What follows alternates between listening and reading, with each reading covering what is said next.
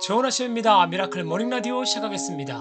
오늘은 60일차, 주제는 반역입니다. 다윗의 인생에서 가장 돌이키고 싶은 순간이 있다면 아마도 밧세바를 강제로 취했던 때일 것입니다. 하나님은 그 일을 악하게 보셨습니다. 그리고 다윗에게 이렇게 말했습니다. 너는 은밀하게 남의 여인을 취하였지만 나는 백주에 너의 여인을 너의 이웃이 취하게 만들 것이다 라고 말했습니다. 여기서 말하는 이웃이란 표현은요, 이미도 하나님께서 사울 왕을 패하실 때 언급하셨던 그 이웃이란 표현과 같은 표현인 것입니다. 내가 내 말을 청종하지 않았기 때문에 내 왕위를 내 이웃이 차지하게 될 것이다 라고 말했을 때 그 이웃이란 표현과 같은 표현인 것이지요. 그때 사울은요, 자신의 이웃 중 자신의 왕위를 빼앗아갈 사람이 있다는 것에 놀랐을 것입니다. 그런데 사울이 더 놀랐던 것은요, 그 이웃이 다윗으로 밝혀질 때였을 것입니다. 다윗도 자신의 첩들을 백주에 취하게 될 이웃이 누구인지 궁금했을 것입니다. 그런데 자신의 아들 압살롬이 반역을 일으켜 자신의 나라를 빼앗으려 했을 때 직감했을 것입니다. 그 이웃이 잘하면 내 아들 압살롬일 수 있겠구나. 그리고 실제 그 이웃이 압살롬으로 밝혀지게 됩니다. 압살롬이 자신의 아버지 다윗을 반역한 데는요, 분명 이유가 있을 것입니다. 압살롬에게는요, 아름다운 여동생 다말이 있었습니다. 그런데 다윗의 맏아들 암논이 이복 동생이었던 다말을 사랑하게 되었고 그녀를 취하고 싶은 욕망을 절제하지 못하고 강제로 다말을 취하는 일이 발생합니다. 그때 다윗이 암논을 징계하지 않고 넘어갑니다. 그 일로 다말의 오빠였던 압살롬은요, 자신의 아버지와 이복형이었던 암논에 대한 복수를 꿈꾸었던 것 같습니다. 실제 압살롬은요, 그 일 이후 2년간 복수를 준비하였다가 2년째 되던 어느 날 자신의 종들을 통해 압살롬을 살해합니다. 다윗은 그때도 압살롬에 대한 어떤 징계도 내리지 않습니다. 자녀에 대한 그 어떤 징계도 내리지 않는 우유부단한 다윗의 그 교육 방법은요, 결국 자녀의 반역으로 자신에게 아픔을 가져다 줍니다. 압살롬이요, 그 일 이후 다윗을 피해 아람의 가솔 지역으로 도피하여 3년간 머물게 됩니다. 하지만 압살롬은요, 다윗의 충성스러운 신하였던 요압 장군의 도움으로 다시 예루살렘으로 돌아오게 되지요. 그렇지만 다윗은요, 2년간 압살롬을 만나주지 않습니다. 그때 압살롬은요, 자신의 누이의 일과 자신이 아버지 다윗으로부터 받게 되었던 다양한 상처를 생각하며 아버지인 다윗에게 복수해야겠다는 생각을 하게 되었던 것 같습니다. 15장 1절 말씀입니다. 그 후에 압살롬이 자기를 위하여 병거와 말들을 준비하고 호위병 50명을 그 앞에 세우니라 라고 말합니다. 비록 적은 수였지만 그럴듯한 모습으로 자신의 세력을 키워나가는 압살롬의 모습을 볼 수 있습니다. 그리고 압살롬은 아버지 다윗을 찾는 백성들을 중간에 가로채어 자신을 따르도록 하는 전략을 사용합니다. 3절 말씀입니다. 내 송사를 들을 사람을 왕께서 세우지 아니하셨다 하고, 압살롬은요, 백성들에게 다윗 왕은 너희들의 어려움을 해결해 줄 사람들을 세우지 않았다고 말하며 그 문제들을 자신에게 대신 가져라고 이야기합니다. 백성들의 마음은 조금씩 압살롬에게 향하게 되지요. 압살롬은요, 예루살렘에 들어온 지 4년째 되는 해에 본격적인 반역을 실행에 옮깁니다. 그는 다윗이 헤브론의 왕으로 등극하여 남과 북의 통합 왕이 되었다는 사실을 잘 알고 있었기 때문에 자신도 헤브론의 왕으로 등극한 이후에 사울 왕의 지지 세력이었던 북쪽 사람들의 지지를 받아 자신의 아버지와 같이 통일 왕국의 왕으로 등극하고 싶었던 것입니다. 그리고 다윗에게 자신이 헤브론에 가서 자신이 서원하는 것을 이룰 수 있도록 헤브론에 보내달라고 요청하지요. 다윗은요, 아무런 의심 없이 그 요청을 허락해 줍니다.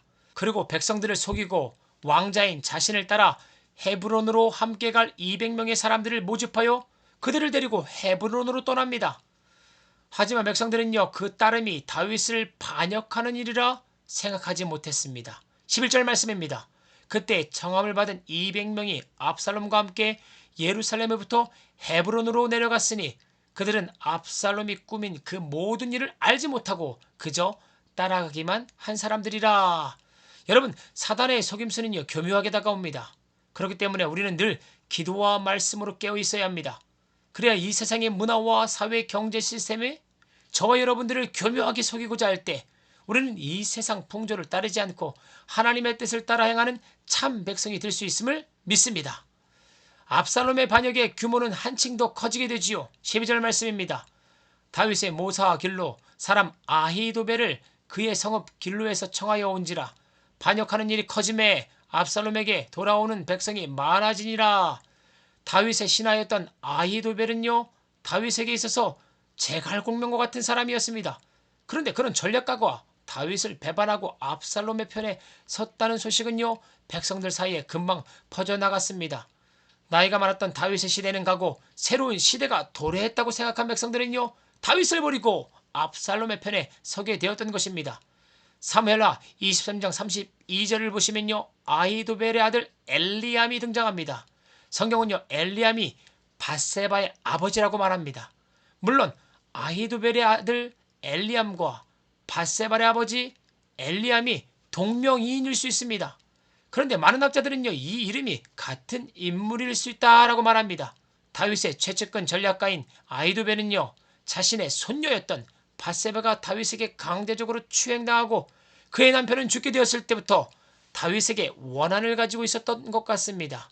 그리고 복수할 수 있는 적절한 때가 왔을 때 다윗을 배신하고 압살롬의 편에 서게 되었던 것입니다. 이를 통해 다윗에게 반역한 이들은요, 하나같이 다윗이 저지른 죄 때문에 반역을 하고 있는 모습을 볼 수 있게 됩니다. 여러분, 저와 여러분들의 삶을 돌아보시기 바랍니다. 주변 사람들의 반역과 배반이 있으십니까? 그 규모가 소소하고 그냥 넘어갈 수 있는 일들도 보일 수 있으나 오늘 말씀을 통해 그 원인이 저와 여러분들에게 있을 수 있다는 사실을 깨닫고 스스로를 돌아볼 수 있는 하루가 되실 수 있기를 소망합니다.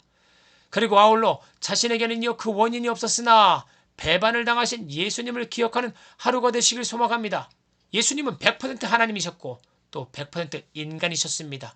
그는 3년 반 동안 우리와 성정의 같은 사람들과 함께 동고동락하셨지요. 하지만 인간들의 반역, 배반으로 십자가에 못 박혀 돌아가셨습니다. 다윗은요, 자신을 배반한 자들의 반역의 원인이 자신에게 있었다는 사실을 알아야만 했습니다. 하지만 예수님은 자신을 배반한 자들의 반역의 원인이 그들의 죄에 있다는 사실을 알고 그 십자가에서 묵묵히 죽음을 맞이하셨어야 했습니다. 저와 여러분들의 반역으로 예수님이 십자가에 돌아가셨습니다. 그로 인해 우리의 반역의 죄가 하나님께 용서될 수 있게 되었던 것입니다. 그것이 기쁜 소식, 복음인 것입니다. 오늘 그 예수님을 깊이 생각하며 또 다른 반역자들에게 그 사실을 알릴 수 있는 저와 여러분들의 삶이 되기를 축복합니다. 복음을 전하는 하루를 보내실 수 있는 저와 여러분들의 삶이 되기를 축복합니다. 여러분, 하루 3분으로 기적의 하루를 만드세요. 오늘 찬양은요, The Light 찬양팀이 부릅니다. 우리는 늘 주님을 배반하나.